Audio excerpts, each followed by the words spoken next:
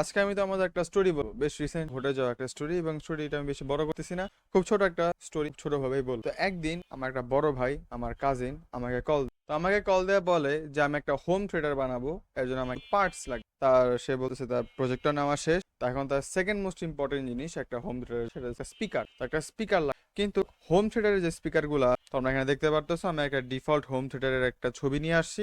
এত hi fi home theatre হবে না, এটা করতে অনেক লাখ লাখ টাকা লাগবে। জাস্ট সিম্পল একটা হোয়াইট স্ক্রিন থাকবে, একটা প্রজেক্টর থাকবে, এবং যতদূর আমি জানি তা বেডরুমে সেই কাজটা করতে, অ্যান্ড এখানে অনেকগুলো স্পিকার আর সাবউফার এরকম অনেক জিনিসপত্র লাগে। তো এখন তার একটা স্পিকার লাগে। এখন হোম থিয়েটারের যে স্পিকার গুলো আছে সেটা বেশ এক্সপেন্সিভ। যদি আমি নর্মালটাও ধরি, আমি একটা নর্মাল হোম থিয়েটারের স্পিকারের কথা বলি, এটা স্টিল প্রায় 8,000 থেকে 9,000 টাকার মতন প্রাইস। তার নর্মাল একটা হোম থিয়েটারের স্পিকারের, এটা বেশ এক্সপেন্সিভ একটা হোম থিয়েটার, মানে একটা এক্সপেন্সিভ একটা পার্ট যদি কেউ একটা হোম থিয়েটার বানাইতে। এর জন্য আমার কাজিন বলছে যে আমি নিজেই বানাইতে পারি, আমি একটা স্পিকার বানানোর মতন আমার স্কিলস আছে, তো আমি নিজেই একটা স্পিকার বানাবো। তো এখন স্পিকার তো বানানোর জন্য কিছু পার্টস টার্টস লাগবে, রাইট? তো আমার বাসার পাশে একটা আছে, দোকান আছে। আর তোমার যদি আমি পার্টসটা দেখাই, পার্টসটা দেখতে কিছুটা এরকম হবে, ওয়েট আমরা দেখাইছি। এরকম একটা পার্টস আছে স্পিকারের জন্য, বলতে গেলে স্পিকারের মেইন জিনিসই এইটা। তো এইটা আমাদের লাগবে, এবং আমার যে বড় ভাই আছে সে একটা স্পেসিফিকেশনের এটা চাইতেছে, মানে হ্যাঁ, এটা বড় ছোট,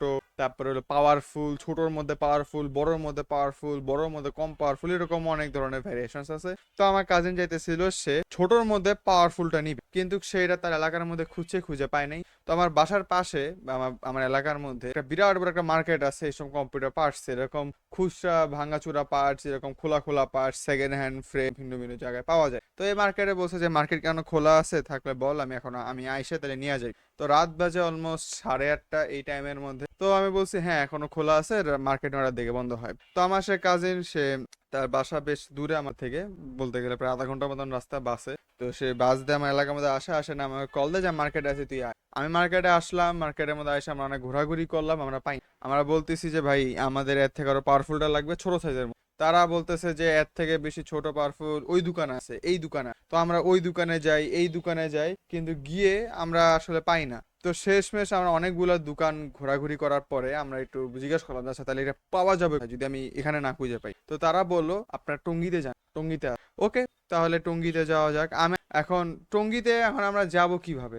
রাত বাজে 8:30। আমি আম্মুকে বলে রাখছি যে আমি বা পাশে যে মার্কেটে যাইতে, এবং আমি থাকি উত্তরা। তো উত্তরা থেকে টঙ্গী বলতে গেলে অত বেশি দূরে না, মোটামুটি কাছেই, বাট স্টিল রাত 8:30 অনুযায়ী দূর। আর আমার জন্য দূর, আমি রাত্রে এত দূর কোনোদিনও একলা একলা ওরকম করে যাইনি, বা কারোর সাথে মনে করে যাইনি। তো এখন যে জিনিসটা হয়েছে, টঙ্গী আমার বাসার থেকে বেশ ভালোই দূর, এবং যেই টাইমে আমরা গেছিলাম ওই টাইমে টঙ্গীর মধ্যে যে এইরকম ওয়াফিল টফিল চলছিল, এটা এটা প্রবাবলি জানুয়ারি বা ফেব্রুয়ারি মাসের স্টোরি, যেটা তোমাকে আমি বলতেছি এই বছরের। তো এখন যে বিষয়টা হয়েছে, আমরা টঙ্গীতে এখন, আমার তো মেন্টালিটি নেই যে আমি টঙ্গীতে যাব। আমার এক ভাই উঠে বলে উঠ, আমি বললাম যে কই উঠবো? আমার ভাই আমার বলে বাস উঠে কই যাবো? টঙ্গী। পরে বাসে উঠে টঙ্গীতে গেলাম, আউট অফ নোওয়্যার। পুরো আমি বাসার একটা গেঞ্জি আর বাসার একটা পায়জামা পরে আছিলাম, ওইটা ওইটা টঙ্গীতে চলে গেছি। টঙ্গীতে গিয়েও আমরা খুঁজলাম, প্রচুর খুঁজলাম অনেক। টঙ্গী কিন্তু বিরাট বড় এলাকা, টঙ্গীর মধ্যে যে বাজারে যে সাইডটা আছে বেশ বড়, অনেক বড় একটা এলাকা। এত বড় এলাকা আমরা খুঁজলাম, কিন্তু গেস হোয়াট, আমরা টঙ্গীতে খুঁজে পাইলাম। এন্ড টঙ্গীতে খুঁজে না পেয়ে আমার ভাই বললো আচ্ছা, মানে বাংলাদেশে হয়তো আমরা পাবো না, এটা এটা আমার আলিবাবা থেকে অর্ডার করতে হবে। And that was the story. তা বলতে পারো রাফি দেখে না তো আহামরি কি হয়েছে, আমি হয়তো তো অত ভালো করে স্টোরি টেলিং হিসাবে বলতে পারি নাই, বাট ম্যান, রাত 8টার দিকে, যেখানে প্রায় 1.5 ঘন্টার মতো মনে হয় আমি উত্তরাতে যে পাওয়া যায় নাকি পার্টস পাই নাই। তো রাত 10টার দিকে আমরা টঙ্গীতে, তাও আমরা নামছে একটা ফ্লাইওভারের মাঝখানে, ওইখান থেকে নেমে পুরাপুরি অন্ধকার অবস্থা। ওই টাইমে আবার আন্দোলনের পরের ঘটনা, তো ওই সময় এরকম অনেক ছিনতাই মিনতাই স্টোরি আসছিল। ভাই আমার বলে তুই আমার সাথে থাক, কিছুই হবে না। ওখানে গেলাম, ওইখানে গিয়ে অনেক কাদা মাদা, অনেকগুলা মার্কেট, অনেক ছোট ছোট চিপা চাপা মধ্যে প্রচুর মার্কেট, ওগুলাতেও ঘোরাঘুরি করলাম, ঘোরাঘুরি কইরা কইরা কইরা কইরা কিচ্ছু পেলাম না। মানে আমরা চাইতেছি হলো পাওয়ারফুল লাগবে, ওরা খালি বলতেছে সাইজ, এই সাইজ ওই সাইজ। আরে ভাই সাইজ তো চাই না, লাগছে মানে লাগবে power।